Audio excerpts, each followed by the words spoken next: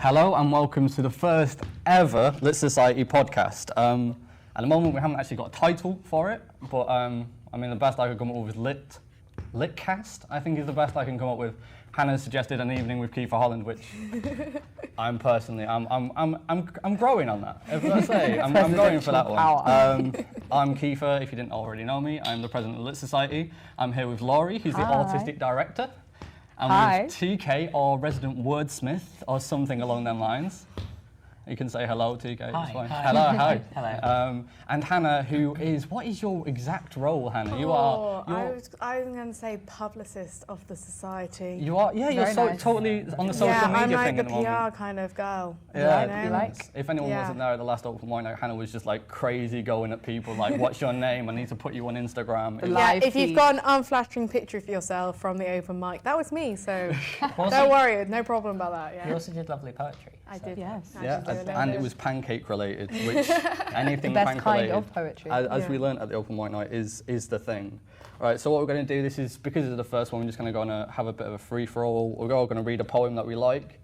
Or two in this instance of TK, and me and Laurie are going to do a joint effort on a bit of Marvel, because, you know, we're really literary. We love it. I'm going to start with something which is probably too dark to start a podcast with. We're all like quite dark poems. Yeah. I think mine's quite dark. Mine's a bit uplifting. This one is a poem by Geoffrey Hill, and if you haven't ever been taught by Richard and a course about powerful text, then you won't know Geoffrey Hill probably. But you know, I fell in love with him through Richard. In his eyes. Right, it's called Ovid in the Third Reich, and it starts with a bit of Latin, and I apologise for my pronunciation. Non peccat quacum potest peccat negar saloc famosam culpa professa facit. And that's from Ovid's Amours, and it means, she who can deny having sinned does not sin, and only the fault confessed makes her notorious. And this is the poem. I love my work and my children. God is distant, difficult. Things happen. Too near the ancient troughs of blood, innocence is no earthly weapon. I have learned one thing, not to look down so much upon the damned. They, in their sphere, harmonize strangely with the divine love. I, in mine, celebrate the love choir. And I will pass over to Laurie, who's going to give you a bit of Emily Dickinson. Yeah, this is Emily Dickinson, which is no bundle of laughs either. She is very funny, but I think a lot of her poetry is usually seen as quite dark. But yeah, this is 314.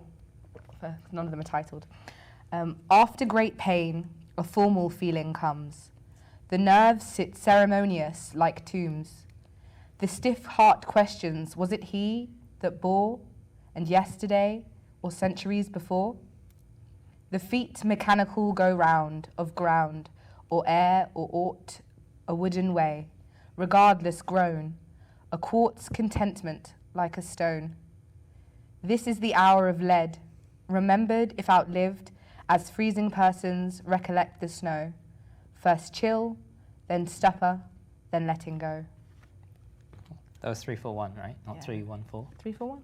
You said 314. 341. I'm sorry. Hey, sorry, we're doing English, not maths. Yeah, it's like numbers. Totally They boggle my mind. I got the weird thing where I just wanted to clap at the end of it.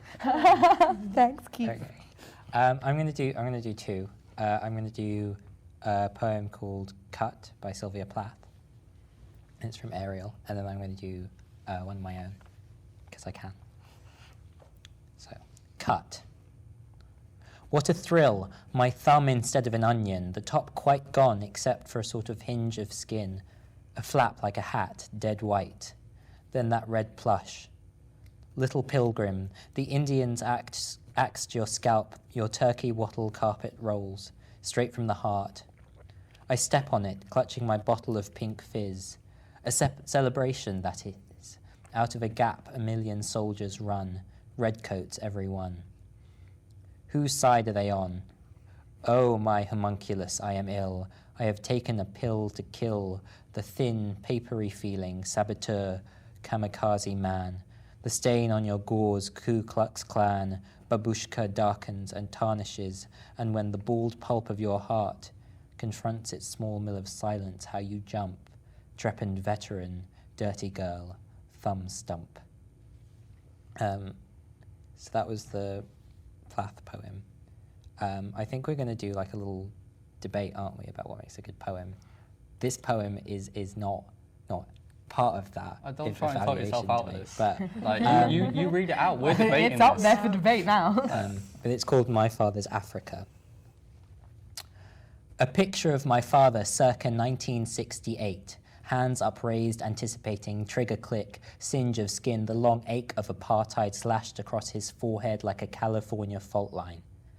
In our family, the men go grey at 25. They remember scooping up an uncle's spilt brains for burial, sifting through the warm froth for shotgun pellets, or else the boy who staged a protest in the schoolyards and how the flies swarmed on his bleeding face.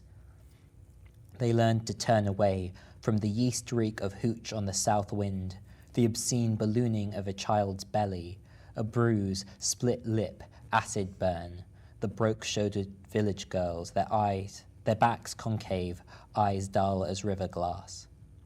A whole generation forgot how to dance, gulping snatches of Garfunkel and Janis J. My aunts had portraits taken, starched white blouses and new leather shoes, which lasted longer than they did. Oh, well, that's a bit of a hard one to follow. But I've got a little poem by a guy called William Ernest Henley, who's only famous for this one poem, and it's called Invictus. Out of the night that covers me, black as the pit from pole to pole, I thank whatever gods may be for my unconquerable soul. In the fell clutch of circumstance, I have not winced nor cried aloud. Under the bludgeonings of chance, my head is bloody but unbowed. Beyond this place of wrath and tears looms but the horror of the shade, and yet the menace of the years finds and shall find me unafraid. It matters not how strait the gate, how charged with punishments that scroll. I am the master of my fate, I am the captain of my soul. Oh, nice. It's got like Powerful. punchy finish to it. Powerful. Yeah, I like it. I think That's nice. for the sake of time, and I might be the only person who mentions time, we might give the Marvel, a dialogue between the body and the soul, like a pass today. Just today. But we can still reference what we like in it, Okay. but like a specific lines, and we'll do a whole podcast Yeah. on that poem. We It could do a deserves whole one. podcast It on that poem. deserves one. It's that Um, good. I People are think- missing out. yeah. What can we do? But what we'll do is do it in the same order. We'll go through, say what we like about the different Okay. things. So, anyone listening to this, I do apologise that I will be speaking to them as much as I'm speaking to you. But I feel that's good. You read out Join a the poem too, and then conversation, like when this is up, it'll have this comment section, Read obviously. poetry in your room Yeah. alone. Yeah. And record it, and then link it to Send the it in, video, we can and do we'll something. talk It's a about conversation, it. guys. This is a discussion. But So- yeah, don't forget to give me a title for this damn podcast. What did you like about the hill Yeah. then? The Hill, this is, I don't know if it's a very studenty thing to say, is immediately when you start it, you've got the title of Ovid in the third, right? You know it's going to be a challenge, and then he starts with that Latin, and you know for a fact, especially if you've discovered Hill before, he isn't going to give you it on a plate. There is... Make you it's- work for it. Yeah, it's such a multifaceted poem. It's got so much you can do as well. And another thing I adore about him is he messes around with punctuation so hard. Like on the first line, it's I love my work and my children, full stop, God, and then a new line without any punctuation after God. So you pause in between lines, even when you're not skipping, which kind of really breaks it up and gives you the kind of fragmented idea. When if you actually looked at it from a distance, it's just two quatrains. It's two 4-line stanzas, and you So think it looks like it's going to be something very formal and Yeah. very Yeah. sort of familiar, but actually he's yeah, it's that thing of you. uprooting that a little bit. Yeah. As soon as you as you read it, you feel like you're punching your way through something which has appeared complete, and you feel you're already delving into something. I mean, and in that same way, he doesn't give you a journey in a poem. He very rarely does. He gives you the hard facts. Like he gives Yeah. you what it is in a very sort of modernist style. He'll say, this is the feeling, this is the emotion, and then like make of that what you will. I'll give you a title which will hint at where it is. I'll give you some Latin, and then you have to like unfold everything else. Yeah. I don't know, like, did you find, like, as whilst you were reading it, obviously you went from the difficult Latin that you don't really understand yourself into, like, the ease of just, like, normal, like, did you feel that kind of relief in that sense, kind of? Yeah, I that personally, help? after my own pronunciation with it, it is that kind of thing. The final, the way I did this, because it's a kind of cheating, but I did write a mini essay on this at one point, is he starts with, he has love in the first and last lines, and he has, I love my work and my children, full stop, and then one word. And his last line is love, full stop, and then a sentence which is I in mine celebrate the love choir. And you can tell it's all about how it's about the feeling of love and that inexplicable feeling, but obviously in a very difficult situation when you take into account the Ovid in the Third Reich and the lines from Ovid and More. So you know that there's something difficult, and that and maybe the having to work at it and having the Latin there and the difficulty of it is part of it's exactly working. Yeah. When you're talking about a subject that's so difficult and so fraught, to make it easy through poetry kind of would almost seem disrespectful to the subject matter. And I think as well, I get this sense, I mean, as you see them on the page, it's a small poem, it's not, it looks like it's just, this is going to be a small little read of something, and then every single word is jam-packed full of meaning, and like it feels like he's building something with it. That just goes to show like what a phenomenal poet that actually is. Yeah, to it's make like a something concentration of meaning almost. Okay, we'll move on to you, Laurie, now. To Dickinson. To a bit of Dickinson. Yeah, I didn't do an essay on Dickinson before this. I feel like we should watch what we say in case Richard's listening. I don't want to offend. It's the thing of I know that Women on the streams. I'll see Richard like, you know what you said in that podcast? Completely wrong. Yeah. But no, I love Dickinson. I met her at A level. Which I thought you met her. No, That was I really met awesome. I was her. like, Yeah, what? I wish. Did you do your A levels like a 100 years ago or so? No. But I met her as a poet at A level, and of course then it was very formal when you learn about her. But I remember reading this, and I don't know, it sounds really like airy fairy, but it touched me. I really I read it, and I was like, I felt that feeling. And I know there's a lot of debate in poetry of, is there this essence of humanity that we can somehow reach through poetry? And again, it sounds so cringy to say, but I felt like I had something here. Where I this think that's woman from important. 100 years ago in a different country, with a totally different life than mine, she got something there that I felt. And I'm not connecting with her as a woman, I'd say, or with gender or along any of the times, but as a human being who felt something. And she put that in there, and I went, yeah. I think we dismiss that, that sort of gets lost sometimes as sort of studying literature, the importance of affect. Because the reason I read a Plath poem is because I had a very similar experience like that with Plath, and that's what brought me to where I am now. where you want to be. This idea that some dead person who knew nothing about me and died before I was born. Yeah. And has somehow touched me. reached through time and Yeah. space and could go ping. Isn't that like a large part of like that's partly why I study literature Yeah. as a whole. That is what is- brings us here. Yeah. Like, you'd read anything like the one thing I always find, and it's something I only really discovered recently, is the reason I've developed a real love for Dickens is the fact that he can make me laugh as well as anyone else, and he's writing 150 years ago. Yeah. Which is why I find it so interesting when I was talking to someone at one of the pedagogy lectures, one of the lecturers who said, he said, well, I never ask students whether they like a poem because I don't really think that's important. And I kind of went, oh, but that's why we're here. Yeah, exactly. We're here because you love literature and you need to find something in it that grabs you. And I'm only even just if it's realising this now. even if it's not a positive, I really like this. Yeah, You need to respond even if to I it. felt this somewhere, like this isn't a nice feeling, the idea of a quartz contentment like a stone. It connected to me in a really horrible place in my life, but at the end it moved, it's the whole thing of affect. I think Feeling it's- met feeling there. If anything, I'm finding that even more so now because, going through like A levels and stuff, you've got the books that you're forced to read, but you're so focused on like passing and stuff, you don't really focus on whether or not you like it. You're just like, I just have to do it. Whereas now you find we're going through so many books each module that you actually develop opinions. You're just like, actually, I'm struggling to read this because I really just don't like it. And so it's sometimes quite hard to formulate that argument of like why you don't. You just kind of have But that it seeps vibe. into your life as well, doesn't it? It's, if you're reading a book that you don't like, it makes you grumpy. And you take that home at the end of the day. You don't leave it in a lecture. No, not at all. And you get your sort of trailing through, slogging. It feels like slogging through rather than something you enjoy. So, I mean, the reason I did the Plath poem and then my poem, apart from just to show how bad my poetry is compared to Plath. But the reason I read those two poems is I've discovered something relatively recent, which is that I really respond to things that are embodied and poetry that starts in people's bodies. And like Patti Smith talks about this, and a lot of female poets actually, more than I think male poets, have talked about this, which is this idea of writing from from your gut instead of your head.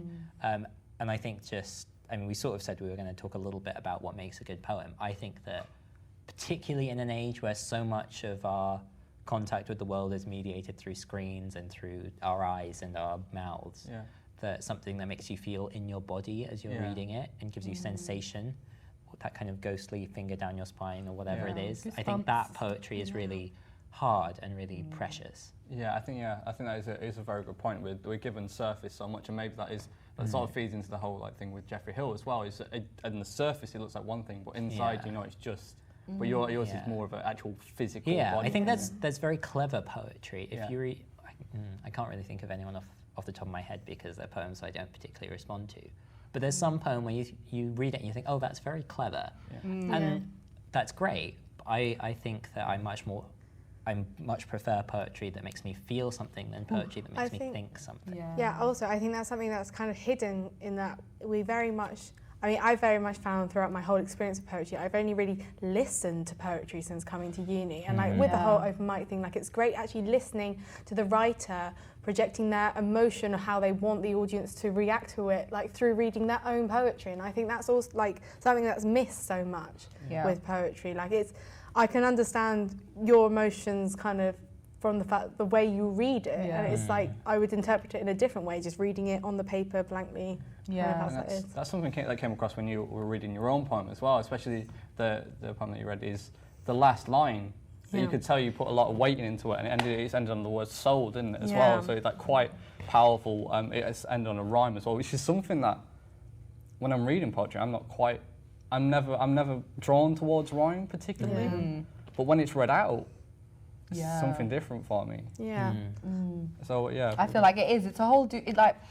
I think it's two sides of the coin. It's a whole different ballgame when you read out a poem. We always get this with the early modern stuff, the Shakespeare and stuff like that. Reading it out for me, it opens out a lot more than when you see it on a page. It feels like something distant and something quite difficult to access. For me, that's something to do with it coming from your breath as opposed to from your head. Because you have to think about that when you're reading it out loud. You have to feel how it comes from the back of your mouth. And feel how the words feel in your mouth. Are they difficult to say? Are they easy to say? You don't get that when you're reading it.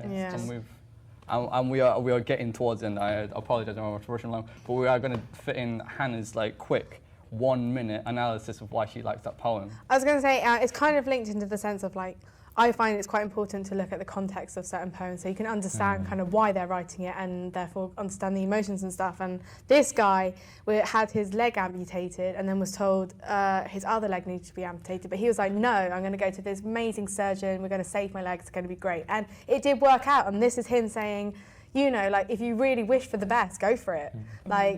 Don't always take the negative side of life, really go for it. And I came across this poem in a point where everything was going down, everything was going a bit crappy, and then I read it and was just actually no, look on the positive side of things, and things will work out. And those two lines at the end, I am the master of my fate, I am the captain of my soul. This is him speaking to me, saying I am in control of this. No one can control my destiny but me. And I think that was a lesson that I definitely needed to be taught at the time. So I think we're very suspicious of biography sometimes when it comes to poets and poetry, but I think it is kind of important sometimes. And it's that thing as well of, I think poetry hasn't had a lull, but if you think back, and I'm getting quite teary-eyed by it because we're doing the whole romantics at the moment, and I'm in love with Byron. I'm in love with Byron, but this whole idea of poets were famous, they were a big deal because they were writing stuff that was relevant and meant something to people and had a big readership. It seems to have faded quite a lot. It's been taken over by the novel. It's not a popular art form, but I think there's an opportunity for it to become more again. There's a lot of spoken word happening across the planet, and I hope that we can... that doesn't necessarily...